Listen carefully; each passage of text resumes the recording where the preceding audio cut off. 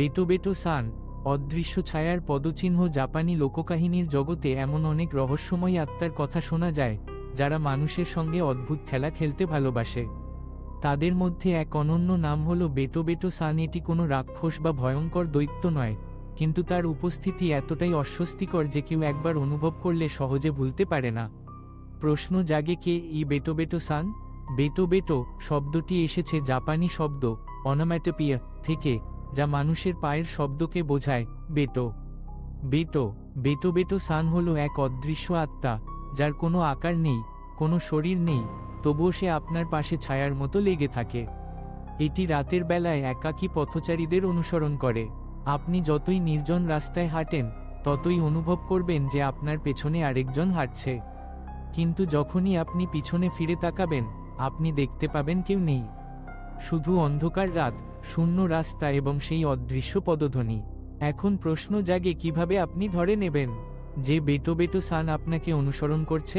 আপনি একা রাস্তায় হাঁটছেন, হঠাৎ পেছনে শুনতে পাচ্ছেন আরেকটি পায়ের শব্দ। আপনার সঙ্গে তাল মিলিয়ে সেই পদধ্বনি এগিয়ে আসছে। আপনি থামলেন, পদধ্বনি থেমে গেল। আপনি আবার হাঁটলেন, সেই শব্দও আবার শুরু হলো। এই যেন এক অদৃশ্য সত্তার উপস্থিতি, যে আপনার প্রতিটি পদক্ষেপ অনুসরণ করছে, কিন্তু নিজেকে প্রকাশ করছে না। তবে বেটো বেটো সান যদি আমাকে অনুসরণ করে, তাহলে সমস্যা কি? সে কি মানুষের জন্য বিপজ্জনক? না, বেটো বেটো সান কারো কোনো ক্ষতি করে না। এটি শুধুই এক অদ্ভুত আত্মা, যে রাতের বেলায় পথচারীদের অনুসরণ করে। তবে অনেকেই বলেন, এই অনুভূতি এতটাই গা ছমছমে যে একাকী পথিকরা আতঙ্কে অজ্ঞান পর্যন্ত হয়ে যেতে পারেন। তাহলে এর থেকে মুক্তি পাওয়ার উপায় কি? কিভাবে বেটো বেটো সানের হাত থেকে রক্ষা পাওয়া যায়? এটি আসলে খুবই সহজ। আপনি যদি অনুভব করেন যে বেটো বেটো সান আপনাকে অনুসরণ করছে, তাহলে শুধু রাস্তার পাশে একপাশে সরে দাঁড়ান। তারপর নম্রভাবে বলুন, আপনার পরে বেটো বেটো সান, আফটার ইউ বেটো বেটো সান। মুহূর্তের মধ্যেই সেই রহস্যময় পায়ের শব্দ আপনার পাশ দিয়ে চলে যাবে এবং অদৃশ্য আত্মাটি তার পথ ধরে এগিয়ে যাবে। এখন আপনি নিশ্চিন্তে, নির্ভয়ে নিজের পথে হাঁটতে পারেন। তাহলে বেটো বেটো সানের লোককাহিনী কোথা থেকে এসেছে? বেটো বেটো সানের গল্প জাপানের শিকোকু অঞ্চল থেকে শুরু হয়। বহু বছর আগে নির্জন রাস্তা দিয়ে হাঁটা মানুষজন প্রায়ই এই রহস্যময়ী অভিজ্ঞতার মুখোমুখি হতেন। অনেকে মনে করেন এটি মূলত এক ধরনের মানসিক বিভ্রম, যেখানে রাতের নীরবতায় নিজের পায়ের শব্দ প্রতিধ্বনিত হয়ে মনে হয় যেন অন্য কেউ অনুসরণ করছে। তবে যদি এটি শুধুই মানসিক বিভ্রম হয়, তাহলে এত মানুষ কেন একই অনুভূতির শিকার হয়? কেন বেটো বেটো সানকে নিয়ে এত কাহিনী ছড়িয়ে আছে? আজও যারা গভীর রাতে একা হাঁটেন, তারা মাঝে মাঝে অনুভব করেন যে কেউ তাদের পাশে পাশে হাঁটছে, অথচ সেখানে কেউ নেই। আপনি কি এখন বেটো বেটো সানকে অনুভব করেছেন? আপনি কি কখনো রাতে একা হাঁটতে গিয়ে অদ্ভুত পায়ের শব্দ শুনেছেন? আপনি কি কখনো মনে করেছেন যে কেউ আপনার ঠিক পিছনে হাঁটছে, অথচ পেছনে ফিরে তাকালে কেউ নেই? হতে পারে বেটো বেটো সান তখনই আপনার পাশে ছিল। তাই যদি কোনোদিন এমন পরিস্থিতির সম্মুখীন হন, ভয় পাবেন না। নম্রভাবে বলুন, আপনার পরে বেটো বেটো সান, আর সে আপনাকে শান্তিতে ছেড়ে দেবে। অথবা হয়তো সে এখনও কোথাও অপেক্ষা করছে, আপনার পরবর্তী একাকী রাতের শিকারের জন্য। দ্বিতীয় রহস্য, ট্রিপিং ভূত।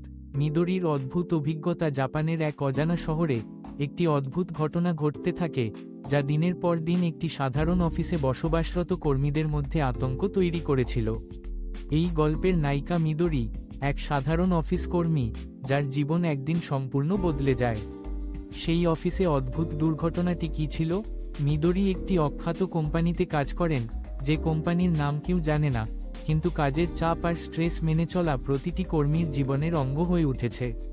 মিদোরি এবং ব্যাককোট, তার সহকর্মীরা সবসময়ই এক অদ্ভুত দুর্ঘটনার শিকার হয়। তারা অফিসের বাথরুমের স্টল থেকে বের হওয়ার সময় প্রায়শই পিছলে পড়ে যায়। এমনটা কেন হচ্ছে? এমনকি যাদের শারীরিক অবস্থা বা গতিবিধি সঠিক, তারা বারবার পড়ে যাচ্ছিলেন, কিন্তু তখনও এমন কোন শক্ত বস্তু ছিল না যা তাদের বাধা দিচ্ছিল। এটা যেন কোন অদৃশ্য শক্তি তাদের বাধা দিচ্ছিল। কিছু সহকর্মী উদ্বিগ্ন হয়ে মিদোরিকে বলতেন, তুমি সাবধান হও মিদোরি, যদি এমন চলতে থাকে তোমার পা ভেঙে যেতে পারে। কিন্তু মিদোরি জানতেন যে সে কখনোই পড়ে যাবে না, কেননা তিনি একমাত্র ব্যক্তি যিনি দেখতে পেতেন এই ভুতুড়ে মহিলাটিকে, যিনি বাথরুমের স্টল থেকে বের হওয়া প্রত্যেক ব্যক্তির পায়ের নিচে এসে তাদের ফেলে দিত। শেষ পর্যন্ত বিভীষিকাময় ভূতের উপস্থিতি মিদোরি দেখতে পেতেন একটি ভুতুড়ে মহিলাকে, যিনি শান্তভাবে খালি পায়ে স্টলগুলোতে ঘুরতেন এবং যে কোনো ব্যক্তির পা ধরে তাদের ফেলে দিতেন। তবে অদ্ভুতভাবে কেউ তার উপস্থিতি অনুভব করত না বা দেখত না। এতটাই বিচিত্র ছিল সেই মহিলা যে তার মুখ, আচার ব্যবহার এবং গায়ের পোশাক পর্যন্ত স্পষ্ট ছিল, কিন্তু তার অস্তিত্ব কেউ বিশ্বাস করত না। এই ভূত মহিলার অদৃশ্য ক্ষমতা ছিল যা মানুষকে ভীষণভাবে আতঙ্কিত করে তুলেছিল। মিদোরি তার সহকর্মীদের বারবার সতর্ক করতেন, কিন্তু কেউ শুনত না। তার দৃশ্যত কোনো অবস্থা পরিবর্তন হচ্ছিল না, শুধু ভূতের ক্রমাগত উপস্থিতি আর তার অদৃশ্য প্রবাহে জীবনের স্বাভাবিক বাধার সম্মুখীন হচ্ছিল। তৃতীয় রহস্য, লাল কিউআর কোড, এক বিপজ্জনক রহস্য, ভয়ঙ্কর সূচনা। এদিকে শহরের বিভিন্ন জায়গায় অপরিচিত লাল কিউআর কোডের উপস্থিতি ব্যাপকভাবে ছড়িয়ে পড়ছিল।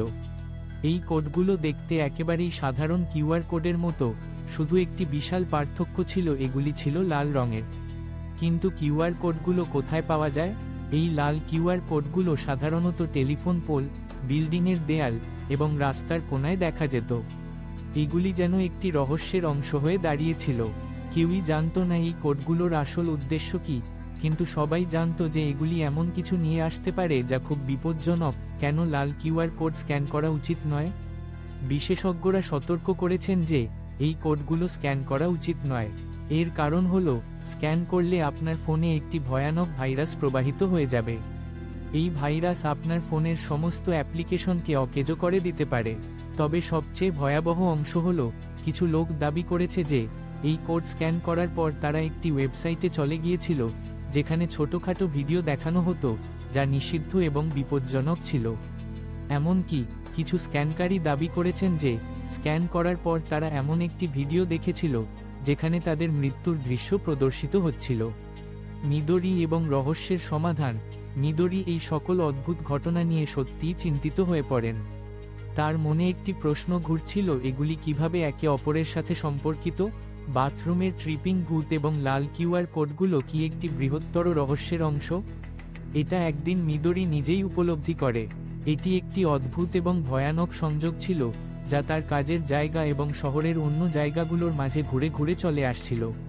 তখন থেকেই মিদোরি সিদ্ধান্ত নেন যে আরও কিছু জানতে হবে এবং এই রহস্যের সমাধান করতে হবে। সে একান্তে শহরের বেশ কিছু প্রাচীন গ্রন্থ খুঁজতে শুরু করল এবং অবশেষে সে জানল যে এই ভুতুড়ে মহিলাটি এবং লাল কিউআর কোড দুটি একে অপরের সাথে জড়িত। কি ছিল সেই রহস্য? এটা ছিল এক ধরনের অভিশপ্ত সংযোগ যা সমস্ত শহরকে গ্রাস করতে শুরু করেছিল। গোপন শক্তির মাধ্যমে সেই ভূত মহিলার ক্ষমতা থেকে কিউআর কোডের রহস্য তৈরি হয় একটি ভয়ের নেটওয়ার্ক যা যে কোনো মানুষকে অজান্তেই তামাশায় পরিণত করেছিল।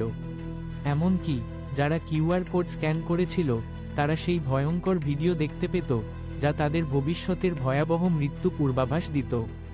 আর যাদের এই কিউআর কোডের মাধ্যমে যুক্ত হওয়া ছিল তারা একে অপরকে অনুসরণ করতে লাগত, যেন এক ভয়ঙ্কর চক্র তৈরি হচ্ছিল।